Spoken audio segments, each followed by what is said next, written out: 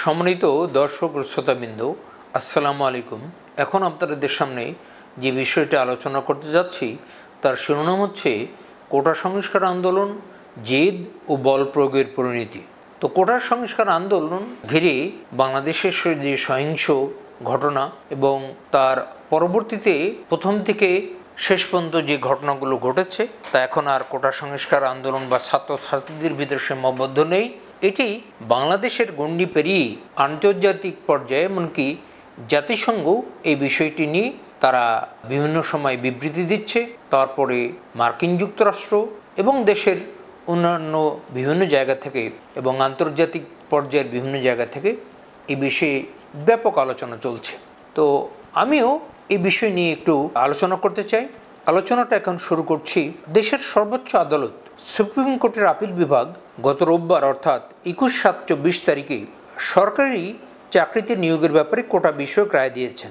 রায়ে সরকারি চাকরি নিয়োগে মেধার ভিত্তিতে 93%, বীর মুক্তিযোদ্ধা, শহীদ মুক্তিযোদ্ধা ও বীরাঙ্গনা সন্তানদের জন্য 5%, প্রতিবন্ধী অতিরিক্ত লিঙ্গ 1% এবং অনগ্রসর ক্ষুদ্র নৃগোষ্ঠীর জন্য 1% সংরক্ষণের আদেশ দিয়েছেন আদালত।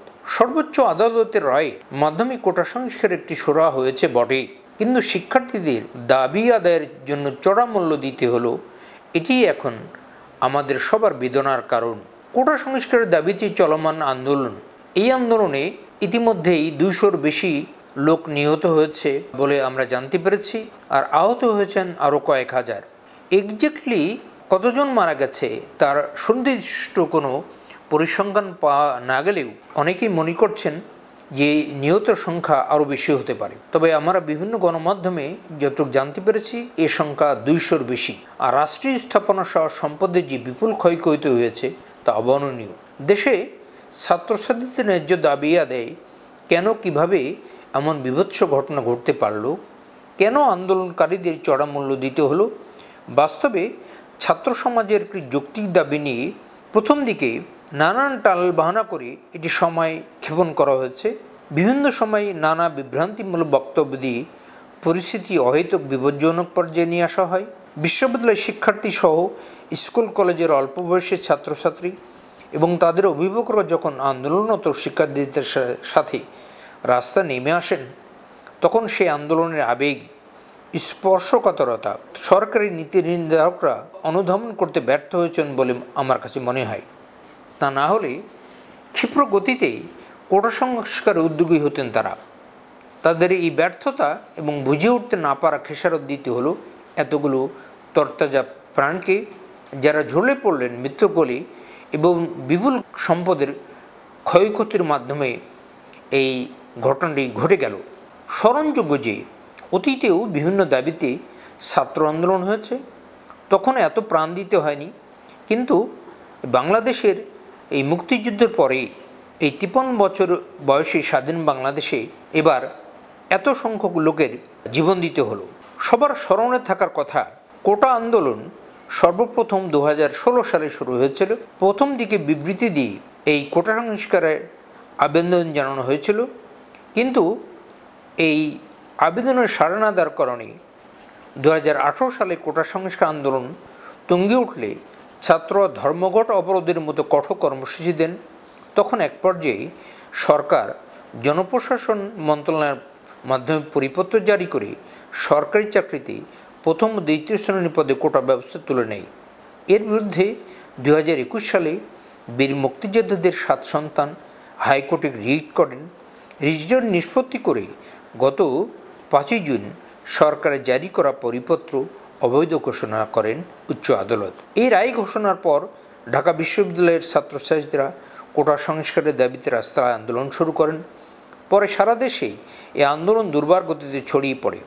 স্মরণযোগ্য যে বর্তমান আন্দোলন প্রায় 1 মাস শান্তিপূর্ণ অহিংসে ছিল, কিন্তু হঠাৎ করে কেন একটি অরাজনৈতিক আন্দোলন এবং সহিংস হয়ে উঠল? কাদের কারণে আন্দোলন এমন সংঘাতময় হয়ে উঠল তা খোলাস হওয়া দরকার। এই কথা সহজে বলা যায়, যারা কোটা সংস্কার আন্দোলন করেছেন তাদের মধ্যে কোনো রাজনৈতিক মতলব কাজ করেছে বলে মনে হয়নি কারো। দেশের বেসরকারি খাতে সম্মানজনক কর্মসংস্থান না থাকায় ছাত্রছাত্রীরা তাদের ভবিষ্যৎ কর্মক্ষেত্র সরকারি চাকরিতে সীমাবদ্ধ হয়ে আসায় ছাত্রছাত্রীরা কোটা সংস্কার আন্দোলনে সক্রিয় হচ্ছেন। এই আন্দোলনকে প্রথমে দমানোর চেষ্টা করা হয়েছে এবং এই আন্দোলনে এই ছাত্রছাত্রীদেরকে এই আন্দোলন দমাতে বিভিন্ন ধরনের চেষ্টা করা হয়েছে। যখন আন্দোলনকারীর সাথে পুলিশ বাহিনী মাঠে নামানো হলো, কিন্তু যখন দেখা গেল পুলিশও আর পেরিয়ে উঠছে না, এক পর্যায়ে সীমান্তরক্ষী বাহিনী বর্ডার গার্ড বাংলাদেশকে আইন শৃঙ্খলা রক্ষায় নিয়োজিত করা হয়।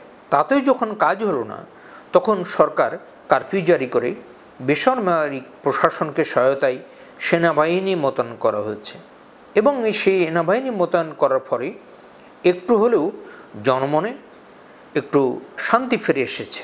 লক্ষণীয় ব্যাপার হলো, এবার আন্দোলনের দমাতেও বিক্ষোভকারীদের লক্ষ্য করে বেপরোয়া গুলি ছড়েছে পুলিশ।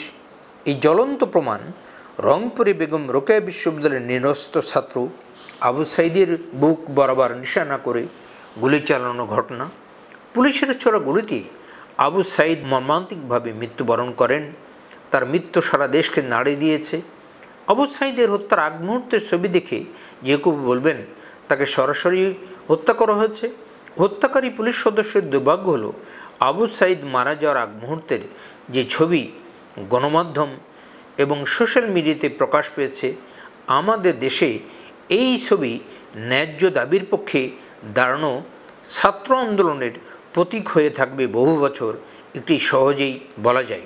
কোটা সংস্কারের দাবিতে শিক্ষার্থীদের আন্দোলন শুধু আবু সাঈদই মারা যাননি, আরও অনেকে মারা গেছেন।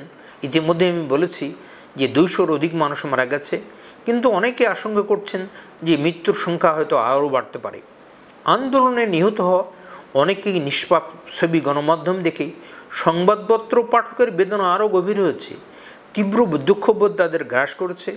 এত মানুষ মারা যায়, দলমত নির্বিশেষে সারা দেশের মানুষ গভীরভাবে মর্মাহত।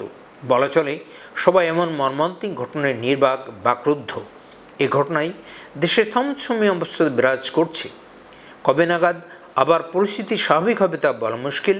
অস্বাভাবিক অবস্থা বিরাজ করাই দেশের চলমান অর্থনৈতিক মন্দায় ইতিমধ্যে আমাদের অপূরণীয় ক্ষতি হচ্ছে। এমনই উচ্চ মূল্যস্ফীতির কারণে সাধারণ মানুষের ত্রায়ী অবস্থা। চলমান ছাত্র আন্দোলনে পণ্য সরবরাহ ব্যবস্থা ব্যাহত হয়। শহরাঞ্চলের জিনিসপত্র দাম আরেক দফা বেড়ে গেছে।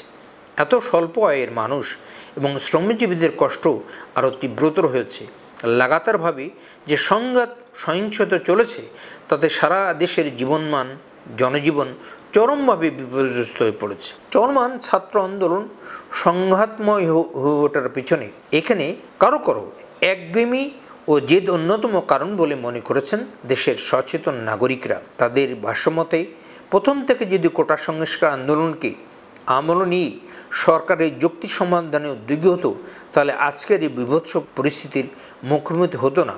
আমাদের দুর্ভাগ্য যে দেশের নীতি নির্ধারকরা শেষ পর্যন্ত গণদাবি মেনে নেন, তবে অনেক কাঠখড় পরিয়ে, অনেক দেরিতে, অনেক ঘোরা পথে। ততক্ষণে জানমালের বিপুল ক্ষতির শিকার হতে হয় সাধারণ মানুষকেই।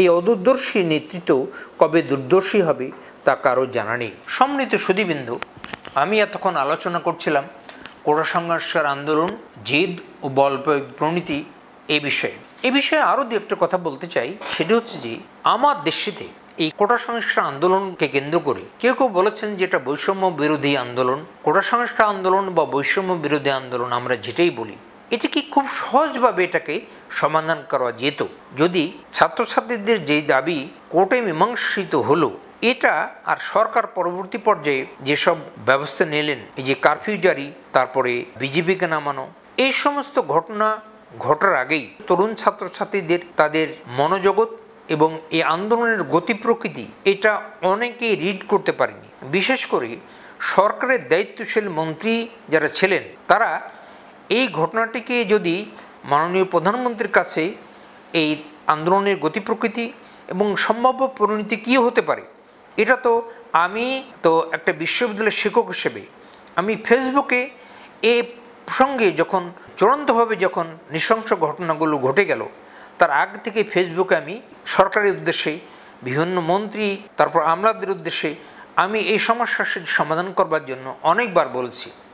এই তরুণদের মনোজগৎ এবং ছাত্রছাত্রীদের আন্দোলনের গতি প্রকৃতি যদি আগেই মন্ত্রীবর্গ এবং সরকারি দায়িত্বশীল লোকগুলো এটা যদি ছাত্রছাত্রীদের রিড করতে পারত, এবং যেসব ব্যবস্থাগুলো নেওয়ার কারণে জনগণে এখন স্বস্তি পেয়ে এসেছে, এটা যদি একদিন দুই দিন আগে ব্যবস্থা নেওয়া হতো, তাহলে এই যে 200-র বেশি ছাত্রছাত্রী এবং নিরীহ জনগণ নিহত হলো, এবং এই যে ব্যাপক ধ্বংস লীলা, দেশের যে শত শত কোটি টাকা, হাজার হাজার কোটি টাকার ক্ষতি হলো, এই জীবনের দাম এবং এই যে সরকারি সম্পত্তির ক্ষতি হলো, এর দায়িত্বটা কে নেবে?